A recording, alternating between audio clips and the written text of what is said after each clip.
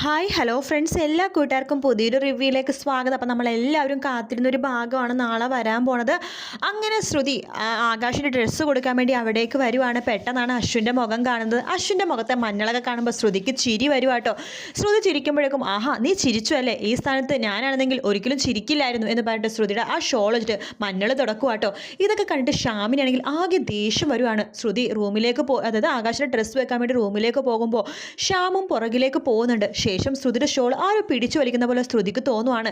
വീണ്ടും അശ്വിൻ തൻ്റെ ഷോൾ പിടിച്ചു വലിക്കാൻ വെച്ചിട്ട് ശ്രുതി സർ എന്ന് പറഞ്ഞിട്ട് തിരിയുമ്പോഴേക്കും പെട്ടെന്ന് ഷ്യാമിനെ കാണുവാണ്. ഷ്യാം ശ്രുതിയുടെ ഷോളിൽ പറ്റിപ്പിടിച്ച മഞ്ഞൾ തുടച്ചു കൊടുക്കുമായിരുന്നു കേട്ടോ. പക്ഷേ നിങ്ങൾ എന്ത് കാണിക്കണമെന്ന് ചോദിക്കുമ്പോൾ ശ്രുതി നീ ഇപ്പോഴും എൻ്റെ ശത്രുവായിട്ടാണോ കാണുന്നത് എന്നൊക്കെ ചോദിച്ചിട്ട് ഷ്യാം ഓരോന്ന് സംസാരിക്കുമ്പോൾ ശ്രുതി ആട്ടിപ്പായിക്കുന്നുണ്ട്. പക്ഷേ ഷ്യാമിനത് ഒട്ടും തന്നെ ഇഷ്ടപ്പെടുന്നില്ല.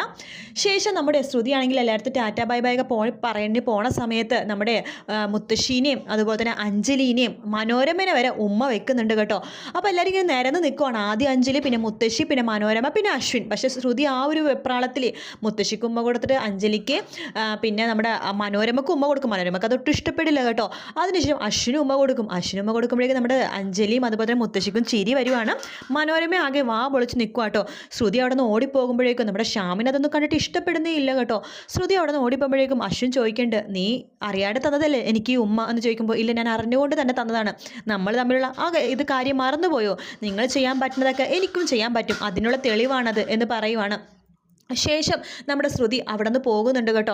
അതിനുശേഷം നമ്മുടെ ശ്രുതിയും അതുപോലെ തന്നെ അശ്വിനും തമ്മിൽ എന്തൊക്കെയോ ഉണ്ടെന്ന് അഞ്ജലിക്ക് സംശയം തോന്നുവാണ്. അഞ്ജലി ആ സംശയം മുത്തശ്ശി എടുത്ത് പറയുന്നുണ്ട്. മുത്തശ്ശി അശ്വിൻ കേൾക്കാൻ വേണ്ടി തന്നെ രണ്ടുപേരും ഒരു ഡ്രാമ കളിക്കുക കേട്ടോ. മുത്തശ്ശി എടുത്ത് അഞ്ജലി പറയുന്നുണ്ട് അതെ ശ്രുതി നല്ല പെൺകൊച്ച, നമ്മുടെയൊക്കെ ഇവിടെ അടുത്ത മരുമകളായിട്ട് ശ്രുതിനെ കൊണ്ടുവന്നാലോ, അത് കൊള്ളാം, എനിക്കെങ്കിൽ അവളെ ഭയങ്കര ഇഷ്ടമാണ് എന്ന് മുത്തശ്ശി പറയാണ്. നമുക്ക് കുഞ്ഞൻ്റെ പെണ്ണായിട്ട് അവളെ കൊണ്ടുവന്നാലോ എന്ന് ചോദിക്കുമ്പോൾ അശ്വിൻ്റെ മുഖത്തൊരു തെളിച്ചൊക്കെ കാണുമ്പോൾ അവർക്ക് ചിരി വരും കേട്ടോ. കാത്തിരുന്ന് കാണാം, നാളെ കാണാൻ.